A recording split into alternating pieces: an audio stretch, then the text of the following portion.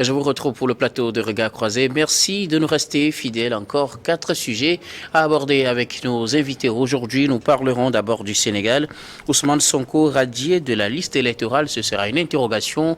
Nous la partagerons avec nos invités. Ensuite, France-Mali, suspension réciproque de la délivrance de visas. Nous parlerons après du Niger. Le général Tiani forme son gouvernement. Puis nous terminerons avec notre sujet concernant le Niger. La CEDEAO active sa force en attente, mais prône une résolution pacifique. Et pour en parler ce soir, 3 invités sur ce plateau. Avec moi, Louis Kamako. Vous êtes journaliste et analyste politique. Bonsoir Louis et bienvenue. Bonsoir Guillaume, bonsoir à toutes et à tous. À côté de vous, Dominique Lacumont, vous êtes analyste politique et également secrétaire général et porte-parole du mouvement des FDD, Foi en la force du Togo. Bonsoir. Et bonsoir Guillaume, bonsoir chers amis ici sur le plateau, bonsoir également à tous les téléspectateurs et téléspectatrices de New World TV. Et notre troisième invité aujourd'hui, c'est Dieudonné Sewonou, vous êtes également journaliste et directeur général de Helios Service. Bonsoir Dieudonné, bienvenue. Bonsoir Guillaume, bonsoir à mes co-débatteurs et aussi un bonsoir spécial à tous les commentateurs des réseaux sociaux de cette émission. Je vous adore en tout cas. Le commentateur que nous aimons bien, à qui nous prions de toujours modérer les propos. On n'est pas tous obligés d'avoir le même avis, la même appréciation des sujets. C'est bien évidemment un débat contradictoire et c'est sur cet élan que nous attaquons notre premier sujet, direction le Sénégal.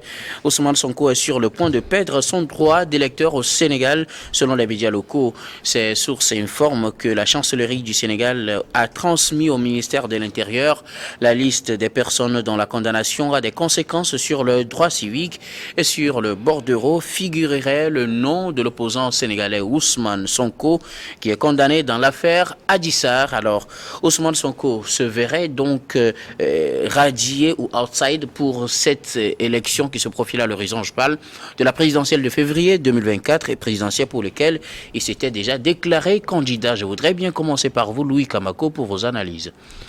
Oui, mais c'est ce qui est dit, mais je pense que cette information, on doit la prendre avec beaucoup de pincettes parce que pour le moment, rien n'a affirmé.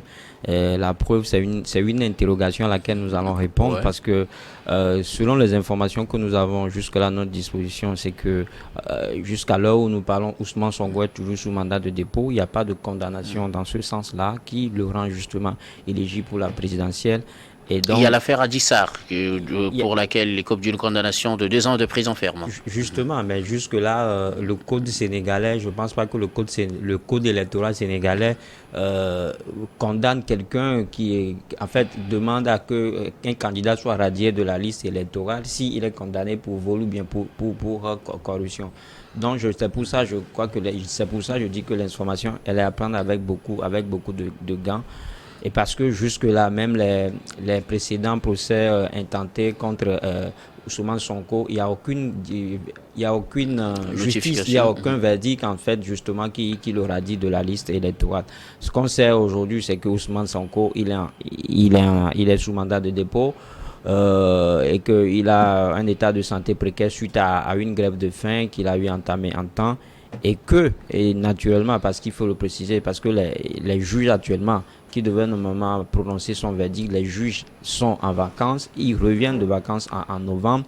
Et donc, si de telles informations est vérifiée, je pense que pour le moment, rien ne justifie ou bien rien ne nous dit que Ousmane Sonko est radié de la liste électorale. Et comme je le disais tout à l'heure, quand vous visitez un peu le code électoral sénégalais, il n'y a pas de condamnation, il n'y a pas de radiation pour quelqu'un qui justement a été condamné pour viol. Et parce que l'affaire en soi n'est pas totalement tranchée, et donc ça continue pas faire des vagues là-bas au Sénégal. Donc je crois que jusque-là, nous allons nous raisonner au conditionnel et avec le temps, et on continue pas à suivre l'information pour voir ce que ça va donner. En tout cas, dans ce sens, les yeux sont rivés vers le Sénégal pour voir ce qui sera fait dans la suite de cette affaire à Dissar, dans laquelle Ousmane Sonko est condamné à 2 ans de prison ferme. Nous rappelons que sa détention actuelle, ou bien son hospitalisation, comme vous l'avez rappelé, est suite à sa grève de faim qu'il a eu à mener après sa détention pour d'autres faits, parmi lesquels des accusations de vol. Je viens à vous, Dieu donné nous, Ousmane Sonko qui risque sa radiation de la liste électorale pour cette affaire, pour cette condamnation dans l'affaire Adissar. Oui, Guillaume, Ousmane Sonko qui risquerait sa radiation de la liste électorale, ou alors qui non seulement ne sera pas éligible, ou alors ne pourra pas déposer sa candidature pour la présidentielle prochaine, mais aussi ne pourra pas jouir de ses droits de citoyen et d'électeur. Bon, ce sont des informations à prendre avec beaucoup de pincettes. C'est vrai qu'on sait aujourd'hui que Ousmane Sonko est sous le poids de 2 condamnations, mais ce n'est pas tout. Au Sénégal, la radiation n'intervient que durant la période de révision des fichiers électoraux. Et pour l'élection présidentielle de 2024, il faut dire que cette refonte a pris donc fin en début mai dernier.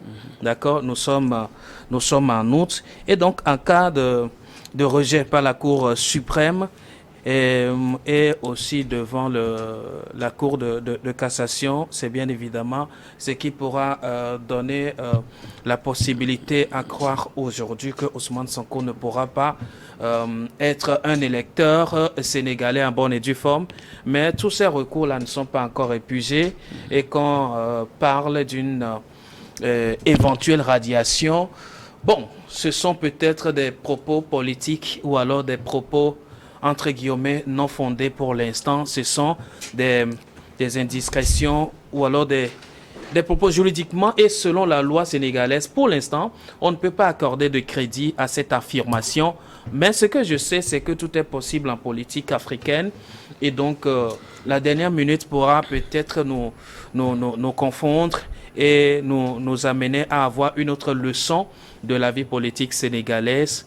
Pour l'instant, ce qu'on a déjà compris depuis le début de cette crise, Ousmane Sonko l'a dit lors d'une intervention sur France 24, comme quoi il n'y aura pas question à ce qu'il soit radié des cursus électoraux au Sénégal. Soit il n'y a pas d'élection, soit c'est un chaos qui devrait avoir lieu. C'est ce qu'il avait affirmé entre-temps. Mais aujourd'hui, carrément, tout est contre lui. Il n'a plus sa liberté. Il se retrouve en prison, observant une grève de la faim, et il doit aller se faire soigner à l'hôpital. Alors, son parti PASTEF aussi est dissous. Bon, c'est une façon carrément, lorsqu'on voit de loin, c'est une façon de couper, de trancher carrément la tête de ce mouvement Sonko au Sénégal. Maintenant, si dans la procédure de neutraliser ce parti, on va jusqu'à lui retirer le droit de vote, on aura à faire une autre école en matière d'élection au Sénégal. En tout cas, on attend de voir quels seront les cours donnés dans cette école au Sénégal. Dominique Lacmont, Ousmane Sonko qui risque sa radiation de la liste électorale. Oui, évidemment, c'est ce qu'on attend. Moi, je vais aller dans ce sens où, comme l'ont dit les précédents, c'est vrai que la radiation intervient au moment des révisions des listes électorales, puisque le code électoral sénégalais, dans son article 29, stipule que ne doivent pas être inscrits sur la liste électorale les individus condamnés pour crime, et ceux condamnés à plus de 3 mois d'emprisonnement sans sursis ou à une peine d'emprisonnement d'une durée supérieure ou égale à 6 mois pour un délit ou autre, ceux énumérés à suite. C'est pour dire que Ousmane Sonko a été condamné dans l'affaire Adissar, comme tu l'as dit. Maintenant, si aujourd'hui on dit que Ousmane Sonko serait radié, comme c'est une supposition, ce n'est que l'application de cet article. Moi, c'est ce que je me dis quand on se prépare à une élection, on se prépare à être un dirigeant d'un pays. il se veut d'être un citoyen modèle.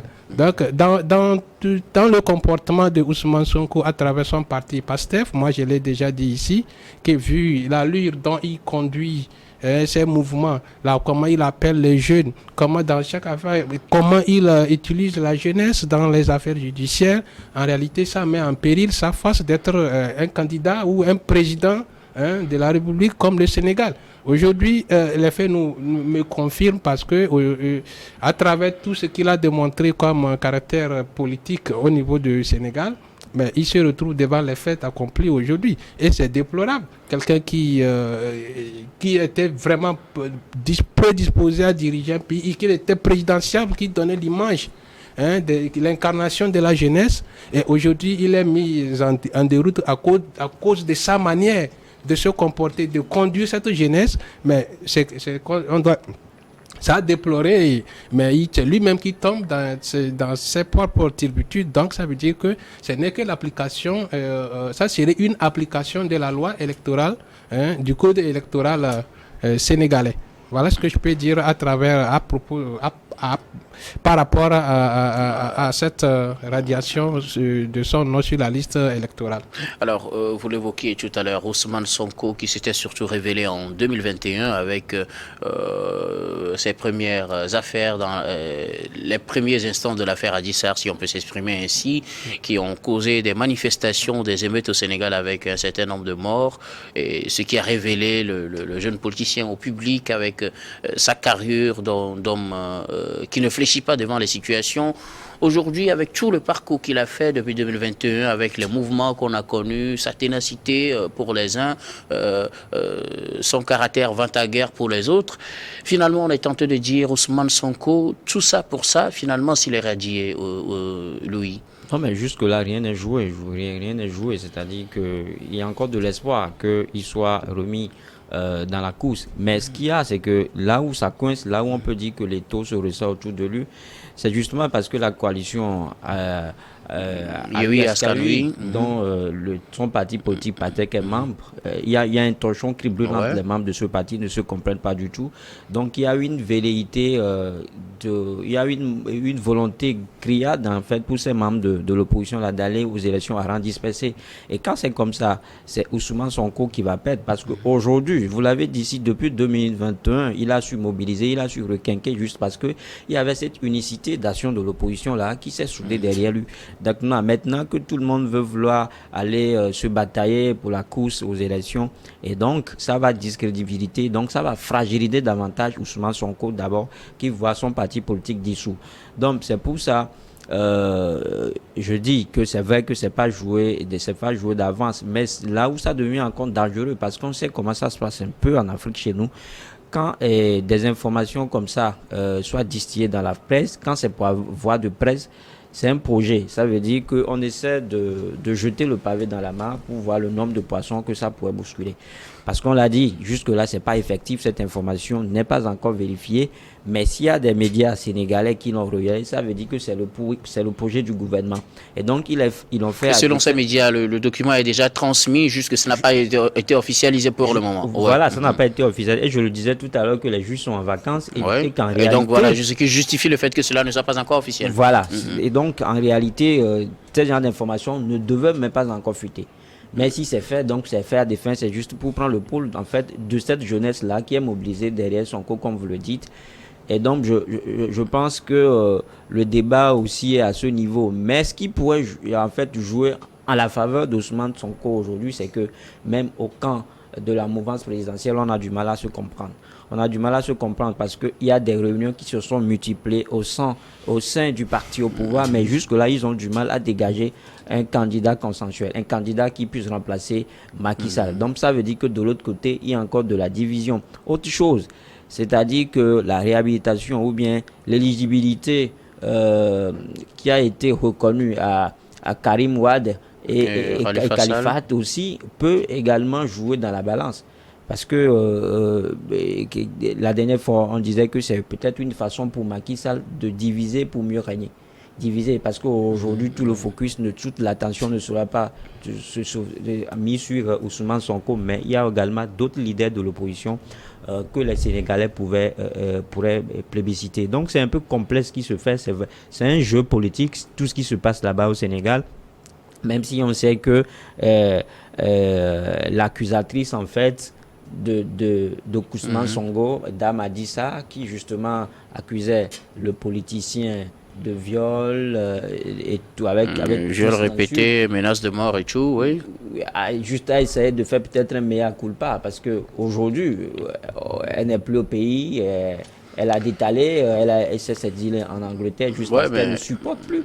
Mais elle a interjecté appel par rapport au verdict, ce qui veut dire que l'affaire n'est pas finie. Oui, mais l'affaire n'est pas finie parce que nous ici, on parlait justement de manipulation. Et donc, en fait, elle agit par intermittence, c'est-à-dire elle est victime par procuration. Donc, a dit ça aujourd'hui, elle a compris que l'affaire va trop loin et qu'elle ne peut plus supporter, en fait, les vagues de condamnation, ou bien les vagues d'humiliation, ou bien la vague de pression qu'elle subit, a décidé de s'enfuir. Donc tout ça prouve aujourd'hui à suffisance que c'est un acharnement politique entre guillemets, comme on l'a toujours dit, comme on l'a toujours confirmé ici. Et donc c'est pour ça que je dis que pour le moment rien n'est joué parce que il se peut que les autorités sénégalaises reviennent en de meilleurs sentiments et qui réhabilite en fait Ousmane Sonko dans la course. Alors, est-ce possible de réhabiliter aujourd'hui Ousmane Sonko quand on sait que le code électoral, comme l'a lu tout à l'heure Dominique, prévoit à son article 29 des sanctions de ce genre, la radiation des listes électorales pour des gens qui écopent de certaines peines de crimes, ou quand c'est pas un crime déjà à partir de 3 mois au-delà jusqu'à 6 mois, on peut être éradié de la liste quand on sait que lui, il avait déjà une condamnation par suicide de 6 mois et une condamnation ferme de 2 ans. Est-ce que c'est possible aujourd'hui qu'on vive un revirement de situation et que Ousmane Sonko ait le droit de se présenter comme candidat ou du moins aller voter, Dieu donné? Alors Guillaume, si cela était possible, est-ce qu'on réhabilite des gens qui étaient sous le coup des grandes condamnations, pas des moindres, comme Karim Wade et Khalifa Sall, pour qu'ils puissent se mettre dans l'arène de détournement, enrichissement illicite électoral, pour qu'on puisse les réhabiliter aujourd'hui et que l'Assemblée leur donne la carte blanche pour se mettre dans l'arène électorale. Ce n'est pas impossible non plus qu'on retourne la décision d'éligibilité de Sonko. Alors, je rappelle qu'entre-temps, Khalifa Sall et Karim Wade ont raté la présidentielle de 2019, juste après leur condamnation, et ce n'est que pour cette présidentielle qu'ils auront peut-être le droit de se présenter. Bon, est-ce qu'une séance de rachat? Ce n'est pas une séance de rachat. Et puis surtout que Ousmane Sonko, lui, n'a pas participé au dialogue qui a permis aujourd'hui d'ouvrir cette voie aux deux autres.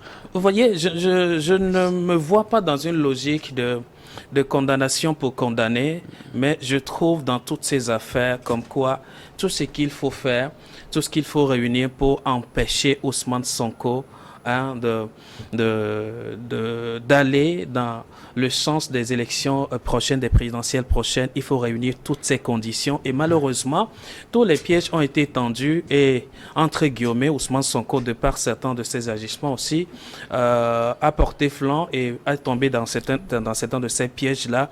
Et la décapitation qu'on veut a eu lieu. Voilà pourquoi on l'a placé là où il est aujourd'hui. Je me dis, ces affaires-là ne sont pas aussi criminelles, aussi importantes que ce qu'on reprochait à Karim Wade il y a quelques années, ou des condamnations criades là qu'on relevait de ces deux messieurs il y a quelques années. Mais si on arrive à dire, bah, écoutez, on fait table rase de cela, on avance, je me dis, ce n'est pas l'affaire Sonko qui dépasse les limites et tout le monde a vu, le monde entier a vu qu'il y a eu un peu d'amplification autour de l'affaire Sonko. Maintenant, si la politique veut atteindre un objectif, il faut mettre en place toutes les matières nécessaires. Je pense que c'est ces matières-là qui sont fournies jusqu'à ce niveau. Et donc, dire qu'il n'y a plus de retour, il peut encore avoir un retour sur l'affaire Sonko et le remettre dans ses droits. Maintenant, ce que je crains, c'est que déjà tout est déstabilisé sous lui. son parti n'existe plus, il va revenir pour réorganiser son parti, je ne sais pas, pour l'instant. Et d'ailleurs, c'est ses alliés qui commencent par se griffer entre eux. D'ailleurs, on a semé même du trouble dans la grande maison. Maintenant, où est-ce qu'il peut revenir, refaire son électorat jusqu'à aller à ces élections? Je pense que l'objectif est atteint. Auprès du pouvoir sénégalais. Maintenant, même si on redonne après la possibilité à Sonko de revenir faire ses preuves, je ne pense pas que les résultats seront encore escomptés comme ce qu'il était sur le point de réaliser. En tout cas, merci pour cette analyse. Un dernier mot, quelques secondes. Oui. Dominique, a-t-il des chances aujourd'hui de se voir réattribuer ses droits d'électeur? Non, je ne pense pas. Moi, je dis que par rapport à Karim Wade et Macky Sall, c'est l'institution qui les avait condamnés qui a été mise en cause par le Parlement sénégalais. C'est pas à travers cette mise en cause que le Parlement sénégalais a demandé qu'on libère